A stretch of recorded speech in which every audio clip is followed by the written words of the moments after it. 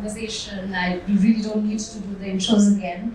And I think we have a few questions that left unanswered in the previous segment, so we will first come to those. But before coming to that, I want to know what is a CMB Regional Center's main business, and what is a CMB Center?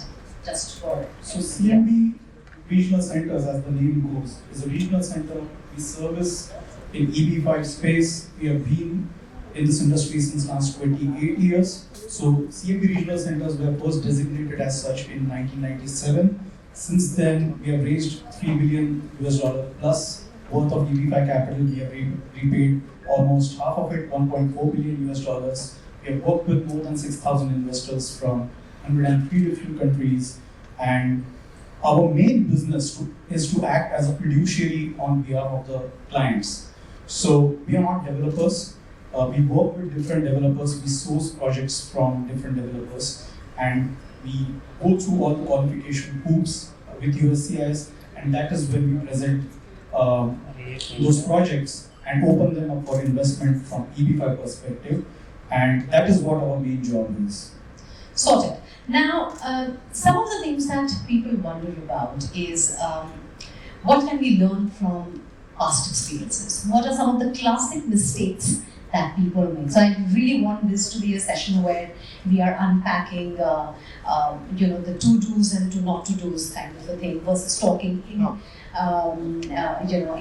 in a macro way. I want to talk micro.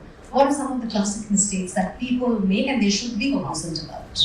Whether it is lack of preparation or timelines. So if you can tell us about that. Right, I think one of the major, I won't call them a mistake, because at the end the investor is looking for what's best for themselves. Right. But while doing that, a lot of importance is given to non-important things like timelines. It's not a race. It's not a 100-meter race. EB5 is a marathon. So while you're looking into any kind of project, whether it may be a rural project or higher employment project, unless there is a specific dire need and the immigration attorney can help you with that, whether that dire need is actually an actual need or it's just a figment of your imagination that I need to be in the US faster. But when you're considering any EB5 project, the project needs to be looked at. The regional center needs to be looked at its own merits, not based on the fact that whether this project is going to get me to the US faster or not. Because you don't want to reach faster and then get out of US faster as well, because there were not enough jobs created. The repayment is in question as well. So nobody wants to be in that position, right? So the first and foremost thing to look at is the track record of the regional center and the project wherein you are going to invest in, an investor is going to invest in, whether that will qualify you for a permanent green card and the repayment of capital or not. So that's first one. Second one is return on investment, but I think we have touched on that. But that is also very important. It's basically risk-reward ratio. The higher the risk, the higher the returns, or the other way around. So that is something which needs to be looked at as well. You cannot fall for something just for an additional 0.5%.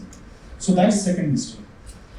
When we are talking about EB5 program, we are also looking at geopolitical crisis. We are also looking at change in governance.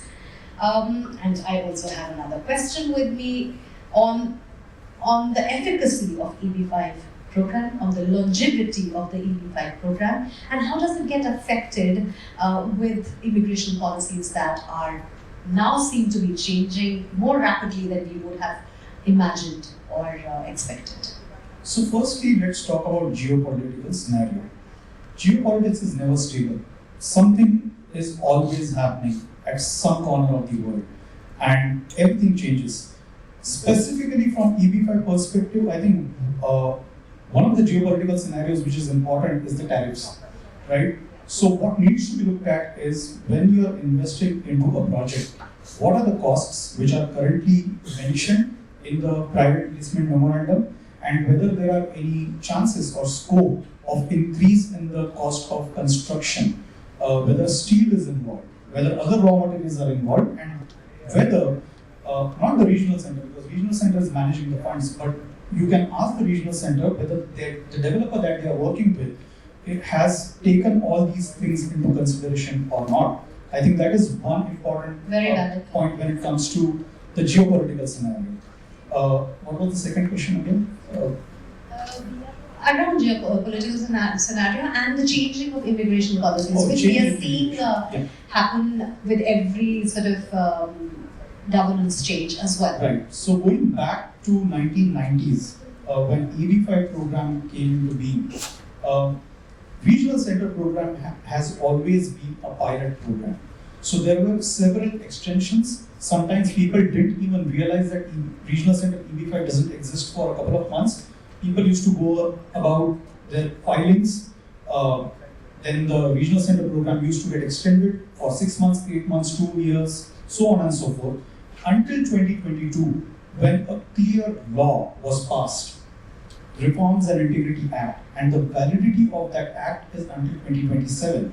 Now there is a grandfathering provision which is mentioned, and for some reason the grandfathering applies until September 26. So the law is valid until 27. The grandfathering provisions are valid until 26.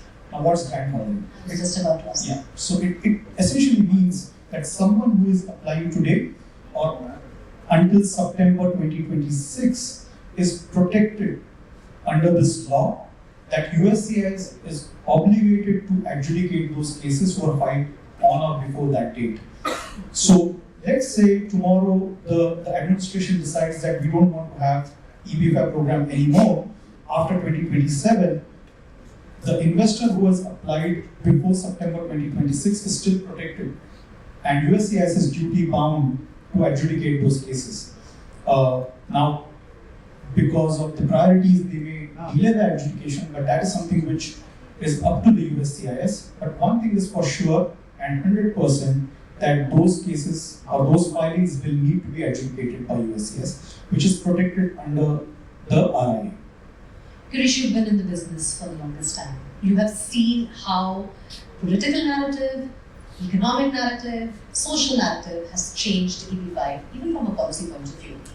What are some of the things that stand out for you as they were needed to be fixed and are now more agile and fixed? And how are investors of today in a better space than the ones who were perhaps a few years ago?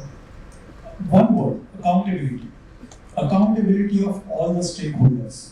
Reforms and Integrity Act has added so many features which adds accountability of each and every stakeholder which is involved, and more so the regional centers. And that is the reason, as in previous panel, it was clearly mentioned that the number of regional centers, at the end it's a designation, right? So you could qualify and you could become a regional center. The reason that number of regional centers have gone down substantially is because of the compliances which were put in place thanks to Reforms and Integrity Act. Now, of course, no law is perfect, nothing is perfect in life, but the number of changes and additions in terms of compliances that this law has brought in, that has substantially improved the efficacy and the overall quality of the functioning of EB5 program. You know, a lot of times every financial expert will tell you, at the end of the day, it is about your own risk appetite, it's about your own risk mitigation. And for making any kind of a financial decision, I think it's very important whether or not you are the mental space prototype for it. How does a regional center help a person decide that? See, regional center's job is clearly defined. Regional center's job is to act as a fiduciary on behalf of its investors. So even before a project is put in front of a prospect, a lot of due diligence, and good regional centers, by the way, they will conduct their own due diligence, work with the developers, ask relevant questions to them. There is a checklist that our project team sends out to the developers.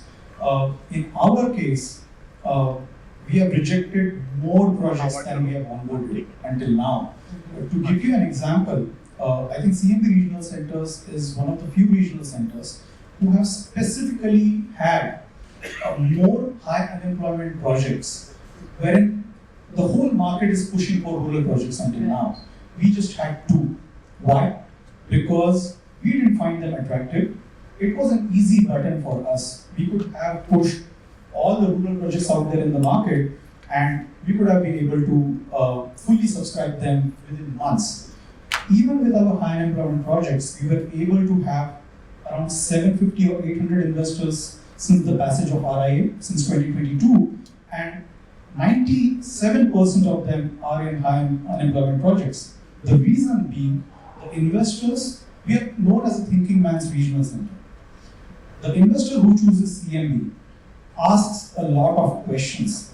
They are going to ask those very same questions to other 4 regional centers as well, and they will come to an informed conclusion that I want to go with this particular regional center. Of course, there are people who have gone to other regional centers as well, but that is the amount of due diligence which our team puts in before we onboard any project as well. One question that I had was around key strategies that investors can use to ensure that the source of funds documentation is clear and avoids user sensitivity. See, source of fund documentation is mostly immigration attorneys' work. But one thing to remember over here. Should have asked that question to Rohit. But you worked with another. So I previously worked with an immigration attorney as well, so I should probably answer this question. Super. So when it comes to source of funds documentation, it's very important to realize that it's very in-depth. So each and every dollar is accounted for. You might have to go back 10 years. Most of the investors are going to say that, oh, my source of funds are clear because I have all the ITRs. Well, ITRs may not cut in. Like that's just one introductory page which is going to be there in your summary. Apart from that, there are bank statements. If it's a business, then you need to go down whatever n number of years to prove the source of funds as to how those 800,000 US dollars were accumulated. Secondly, compliances. Every investor needs to ensure that they comply not just with the US EB5 rules, but also with the local laws. So if the investor is from India, they will also need to comply with the FEMA regulations or RBI regulations, the LRS scheme. There is a limit of 250,000 US dollars per financial year per resident individual. So all those compliances will need to be considered while conducting SOF due diligence as well. Any parting thoughts? I think these are interesting times. The peculiar thing about EB5 is when something happens, there is nothing negative when it comes to EB5 per se. Because even if there is this gold card discussion which is happening, EB5 is still doing well because now people want to get in queue as soon as possible. So that's the good part. However, while you're entertaining the thought of going ahead with EB5, there needs to be that caution as well that do not rush. You don't need to rush because at the end, the goal is to get a permanent residency and not just reach there faster. So take a backseat, think twice. Maybe EB5 is the right option for you, but talk to different people. Don't just rely on Google and the news because the news are sometimes half information, half facts, and half imagination. So talk to different experts. We are always here to help, and we can help you navigate through all these questions which are not just pertaining to the projects or the regional center, but otherwise as well. And that is when you can come to a conclusion whether you want to move forward or not. One last question, and only because I'm very inquisitive about it. With a regional center, do I have a choice of speaking to their existing clients who have done business with them to understand the efficacy and how that story went? Of course. So CMB Regional Centers has more than 6,000 investors.